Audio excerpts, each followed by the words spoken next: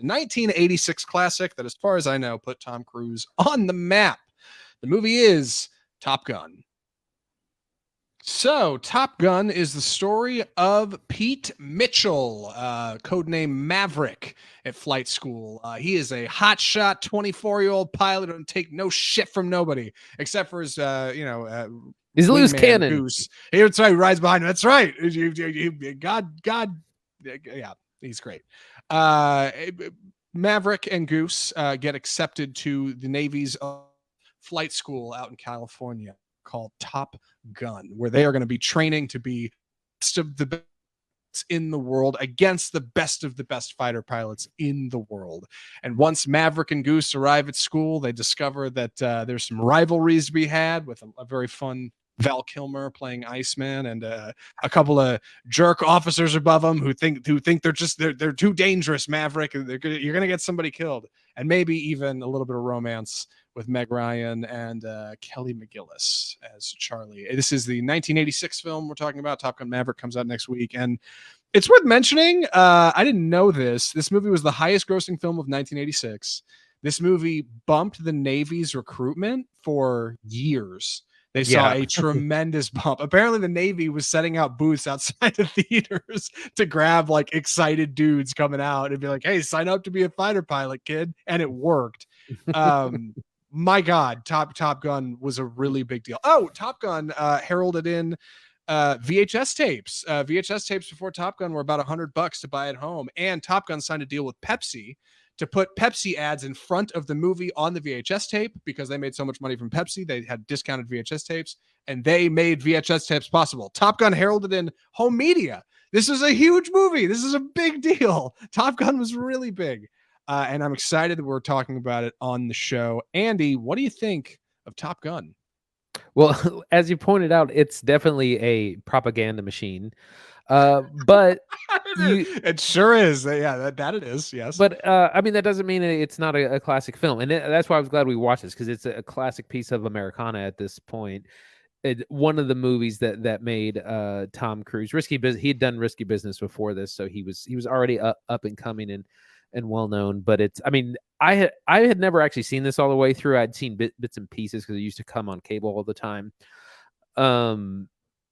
But yeah, it's got everything. You got action, you got romance, you got rivalries. You got it all. That's right. And it's funny because it's really kind of cliche. Like, there's a bunch of military cliches that happen. It's really pretty predictable, but it is well made. It works really well. It's funny. It's clever. There aren't any huge surprises. Funny, I went back and read the Roger Ebert review from 1986, and he was like, "The action's great, everything's great until people have to talk to each other."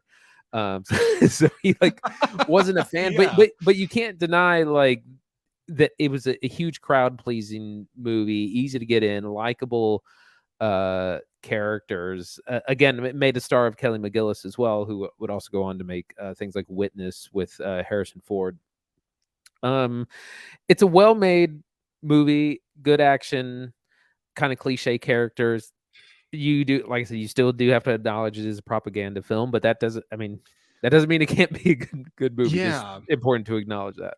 So there's a ton of IMDb trivia about Top Gun. If you didn't get that from my crack about the VHS tapes earlier, and apparently the production of this movie was pretty loose. It's directed by Tony Scott, brother of Ridley Scott. I was excited to find that out.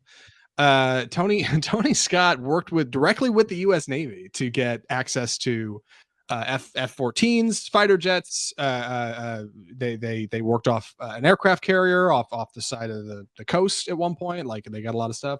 They even got clearance to fire 2 F-15 missiles, which you see in the film. Wow. That was it. That's all they could get. But the Navy was like, "Yeah, we'll let you fire 2 and you can film it." They worked with Lockheed Martin to develop camera rigs that would go on the side of these planes so they could film stuff at fast motion. And for the most part, like, it pays tremendous dividends in the action. Often our actors are filmed in cockpits, not always, but a bit. Apparently a lot of people were getting sick on the set when they were trying to film in cockpits, so they didn't do that too much. But a lot of like in your face, like almost gonzo action, right? Like up there in the sky doing stuff.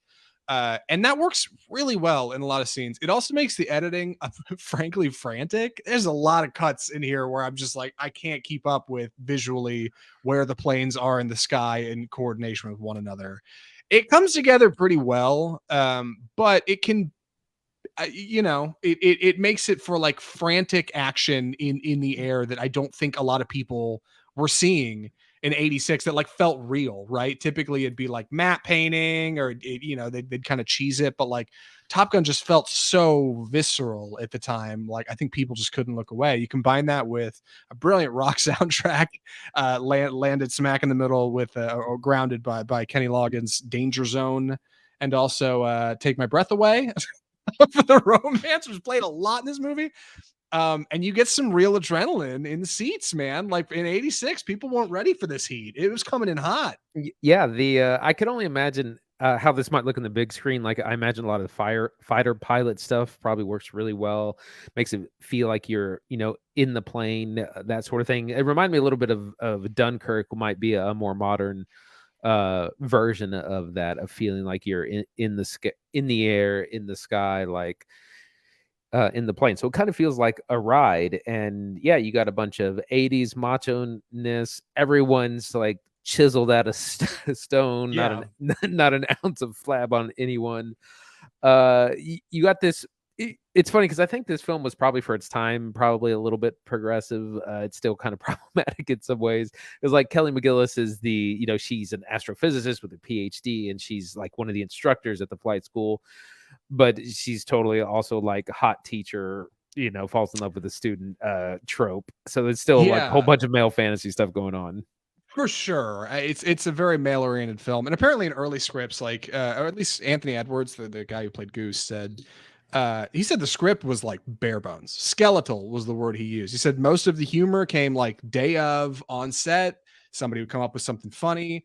In a couple scenes, like Tony Scott would come up with like on the drive into set and be like, "Hey, Anthony, come over and play this piano or something, or come over and do this, or you guys are gonna, like that's where a lot of like the kind of moment to moment stuff comes from, and it makes a lot of those actually those kind of down to earth talking scenes. They just feel kinetic sometimes, but often they're just a little dull. Like they're not really there. Kelley McGillis's character is a development in the script. Apparently, she was just like a total blonde American bimbo in the early stages, and some had something at Paramount who was a woman, thank God, stepped in. She was like, no, like you got to give her more character than just like she's just some hot chick at the bar who likes Maverick, like because that doesn't mean anything. So she kind of, they set her up as kind of a rival. That part was reserved for Meg Ryan. Yeah, 100%. Yeah, Meg Ryan got that role big time. She's barely in here. Hey, apparently Anthony Edwards and Meg Ryan started dating after the movie, so good for Anthony, but yeah, Meg Ryan got real simple, not a great haircut. Meanwhile, Kelley McGillis shows up as kind of an instructor at Top Gun, and that gives her a little bit of play against Maverick. That gives them a lot more interesting chemistry. Not enough though for the early cuts of the film, because apparently they had to go back and film the sex scene at the end, like in post, because originally they didn't have it, and people were like, "What? Come on, they don't even bang!" Like, well, this isn't exciting. They had to.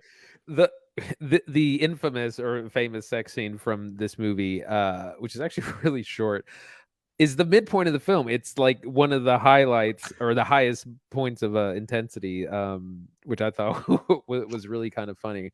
And it's funny that some of these iconic moments are actually super short. That is super short, and the questionable volleyball scene is also like 2 minutes.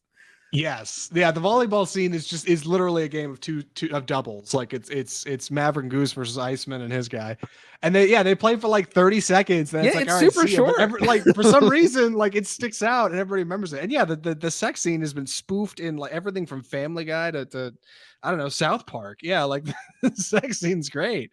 It's super simple. They shot that like in minutes one day on set, and it was while after filming. So Kelley McGillis's hair was a different color, so that's why it's dark blue and black. You can't see anything. And Tom Cruise is filming Color of Money, so his hair was a lot longer. But you can't really tell because they shot like close up on the faces and they used the music and like it's all got Kurtzed. Right, like uniquely, like Top Gun, like it required this clever blend of like coordination with the United States Armed Forces to get access to all of this stuff, and also like real fast and loose, like cigarette smoking in the back alley filmmaking. Like just we'll get out there and film that. Dude, Tom Cruise will say something funny, whatever. He's smart. And it played so big, like it really works. Like some of those middle scenes are a little dull, but for the most part, like the rivalry between Maverick and Iceman is exciting. Top Gun seems like a cool school, and even if like your characters aren't out fighting Ruskies or anything, you still get some really good action oriented scenes in their training and kind of these contests they have between one another. You get some guns, you get a couple missiles firing. Hell yeah, man, Top Gun. Yeah, it's the politics of it are very interesting, because this would have been height of the Cold War, 1986, shot in the preceding years. The Russians are never specifically named. They're just they say the MiGs, and you see a red star, so that kind of references the Red Army, or maybe even China at that point. But they're very careful not to say Soviet or Russian or even Eastern, any of that. They're just like, oh, we saw 2 MiGs over the Indian Ocean, and and the MiGs, I guess, are what the Russians used. 4 bogeys on my radar. Like they never just say. So they're very careful to not say anything specifically, but it's very obviously referencing the Soviets. It's funny, like the things I didn't remember about this movie that I almost assuredly will not be relevant in Top Gun Maverick.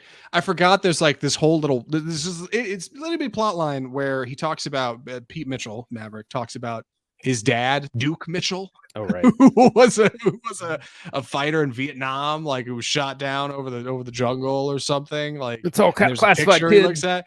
Yeah, and I'm watching. I'm like, there's no way this is in Top Gun Maverick. I'm not going to catch Duke Mitchell in there, like maybe a photo in the background or something. But it seems like Maverick's going to be much more oriented towards Goose and his family in this one. I also forgot. I think the character Miles Teller plays in Top Gun Maverick is in this movie because you see Goose's kid a few times. He's like sitting on the piano, playing in the bar, and sweet a fire. He's hanging out with Meg Ryan in a couple scenes. So I don't know if they'll go back and use any of that old footage, but that kid is in the movie. So like it's funny. I mean, as old as this, I think we can probably talk about spoilers. The movie takes kind of a hard left on going into Act 3 with the death of Goose in an accident. Oh Jesus! Because he's probably he's the comic relief. He's one of the most likable characters in the movie. A lot of laughs, and then it just takes a hard right. And I think it's trying to remind you that this is a very dangerous thing. There are stakes, and it's kind of no one's fault that he dies in kind of this weird, like they lose control of the plane, like he doesn't eject properly, it all goes wrong. Yes, during a training exercise. But it's just kind of like, I wasn't expecting that. It gets real, and then Maverick doesn't know what. I don't know if I can ever fly again. Well, we need you, kid. Got to get back up in the sky.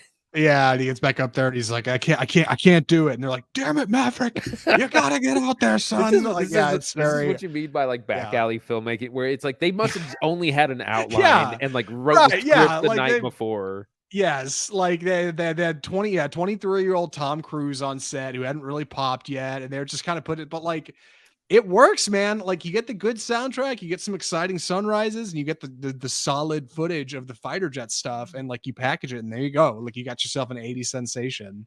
It's a little fast and loose, but it works. And I've heard people say, since Tom Gun Maverick's come back, I know some people who went back and watched this one, and they said it was like hokey. And like I don't want to say it's hokey. I don't know if that's the correct word for it. It's dated, and I think Top Gun Maverick will avoid a lot of those pitfalls. It's probably going to be pretty serious. Play pretty close to chest. There was a beach scene, of course, Miles Teller playing volleyball or something, but outside of that. Yeah, it was really it was cliche, but I mean sometimes you can do cliche very well, and this is an example of that, where the movie just hit, and it, even though he's a loose cannon, but we need him. It totally worked. There are some other problematic elements. Like I said, a lot of it is male fantasy. There are 2 women in the film, both one of which is just widowed wife, and Kelley McGillis, who while being an instructor, she's also, falls in love with her student. There is almost zero representation. There is one black fighter pilot who doesn't show up till Act 3. So that's what I think wears aviators in every single scene. I don't think you ever actually. Yeah, exactly. But to be fair, everyone's wearing their glasses all the time. Iceman's inside the club with his aviators on. So yeah. It's also a real sweaty movie. I don't know if I ever noticed that. Like, everyone's constantly sweating in each other's face. Yeah, there's a whole bunch of literature about like the homoeroticism within the movie as well. But yeah, everyone's like dripping wet all the time. Yeah, it's a lot of fun. Solid performances. I should also say, like, a special mention for Val Kilmer as Iceman. According to IMDb, he did not want to do this movie, but was contractually obligated. And thank God he did, because it's one of his most iconic roles. He's great in it. He's rock solid. Really enjoyed Michael Ironside. And where is his? Tom Skerritt. Maybe that's him. Yeah, the principal from Back to the Future. The guy smoking a cigar in the control room in this movie. I can't remember his name, but he's fantastic. There's so many. James Tolkien, that's his name. James Tolkien. God damn it, Maverick! There's so much of that. Yeah, perfect. That's what I imagined Tony Scott was doing, like just off screen. He was like sitting there with a cigarette, like, cut. All right, yeah, perfect. We'll cut that in. Like just the most like gonzo movie making. Just throw caution to the wind. And sometimes you come out with a hit. I don't know. I'm sure there was more to it than that. Obviously, it's a lot of coordination to make a movie like Top Gun, but for what it's worth, it stood the test of time. I think I understand why it was a big deal. Like it hasn't aged great now, just because it is dated. But I think Top Gun Maverick is going to bring a lot of people around. I think a lot of people are going to be excited to go back and see what this one is. Yeah. Any other thoughts? Well, I was going to say we will be seeing it in Glorious D-Box on Friday. That's right. Yeah, $21 tickets. Yes, that's right. For those of you who don't know, this is a global show. Our local Cinemark movie theater has an option called D-Box, where you go beyond the screen for an additional like $18 per ticket, and you sit in a seat that I've never done it. Andy, you've done it once. What is it exactly? So it's a little bit like a little ride. It's a seat's a little bit bigger. They're red in the Cinemark theaters, and they do things like rumble. They kind of move and twist. They shake. So they give you like the 4D experience. You get sensory things that sync up with the film. I did this. I was really skeptical of this. I thought this was like a huge I'm gimmick. A little skeptical, but you said it was right. Go ahead. So I did it with Fast 9. I saw it in this because a friend of mine really wanted to see it in D-Box. And I was like, okay, fine, we'll do it. And it was actually a lot of fun. It's really cool. It's definitely worth it for certain kinds of movies. Like a big action movie like this is going to be perfect. But yeah, it's you pay a premium, but you get a premium experience. I can't wait for Top Gun Maverick to rip my popcorn out of my hand. I hope that movie starts. I just get thrown straight back into the ceiling. Like, I hope it is the most exciting bit of cinema we see all year. I really do. Like, I from early reviews, it seems really positive. They're on track to make a ton of money, right? That's tracking for $100 million opening. So good God. Yeah. Top Gun Maverick might just be the movie of the summer, but for now we need to get to recommendations. Andy, would you recommend 1986's Top Gun? Yeah, I would. From a historical perspective, it's an iconic movie, was very culturally relevant in the 80s. Like you said, was affecting Navy recruitment for several years. It helped make the career of Tom Cruise and Kelley McGillis. Very important film within American cinematic history, and it's a fun movie. It does have some issues and some problems because of the time that it was made, but overall, it's a fun time. Yeah, I'm firmly in the same camp. Top Gun, a ton of fun. You could throw this on. Your parents would like seeing it again. I think younger folks might be like, what is this hokey garbage? But it's young Tom Cruise, and Tom Cruise is uniquely still relevant. Why not? Like, what better time to go back and see Top Gun than leading up to or following the screening of Top Gun Maverick? Go check it out. It's on Netflix. If you don't have Paramount, good news. You watch it on Netflix. Thank God. Only for the next 6 days, though. So hurry up. Really? Oh God! It comes off the day Top Gun Maverick comes out. What a bunch of a little.